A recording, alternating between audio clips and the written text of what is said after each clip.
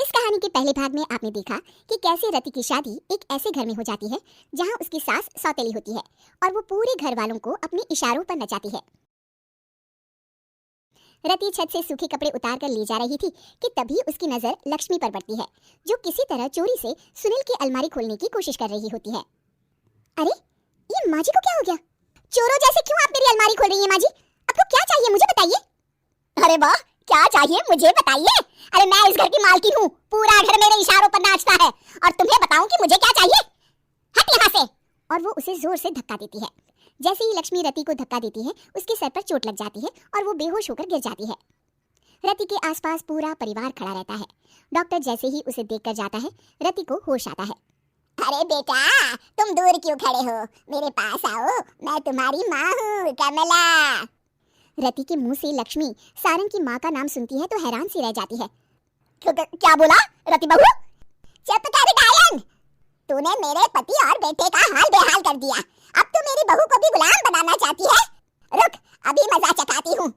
ये कहकर जैसे उसे पकड़ने की कोशिश करती है लक्ष्मी वहाँ से भाग जाती है। लक्ष्मी के जाने के बाद रति अपने ससुर और पति की तरफ देखकर मुस्कुरा देती है। दोनों समझ जाते हैं कि ये रति की चाल है।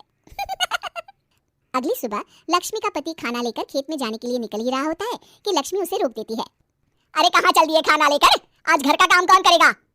तभी पीछे से रति आ जाती है और जोर से चिल्लाती है, कौन इनको काम पर जाने से रोक रहा है? मैं अभी उसे मजा चखाती हूँ। जैसे ही रति लक्ष्मी की तरफ बढ़ती है लक्ष्मी घबरा जाती है।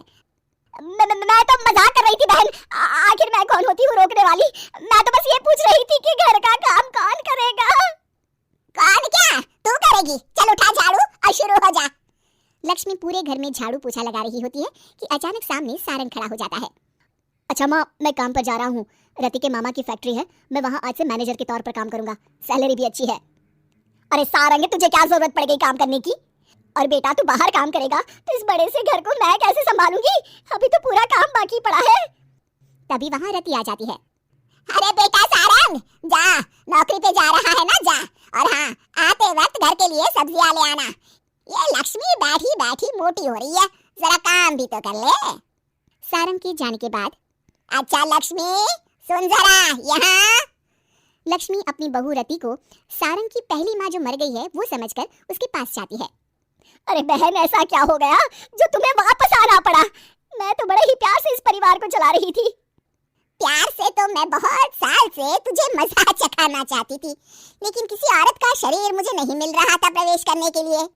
अब से ना मैं बहू के शरीर में रहूंगी। और हाँ, तूने कोई भी चालाकी दिखाई या मेरे घर के लोगों को परेशान करने की कोशिश की तो तेरा गला दबा दूंगी। लक्ष्मी रति के मुंह से ये सुनकर डर जाती है और शाम को अपने बेटे और पति के सामने जाकर कहती है, तुम दोनों मुझे माफ कर दो, मैं अब तुम दोनों को कभी परेशान नहीं करूंगी। और बहू, तुम मेरी बेटी की तरह हो, बस अब बेटी की तरह ही बनकर रहना। लक्ष्मी उन लोगों को इतना कहकर वहां से चली जाती है और उसके जाने के बाद तीनों एक दूसरे की तरफ देखकर हंस देते हैं।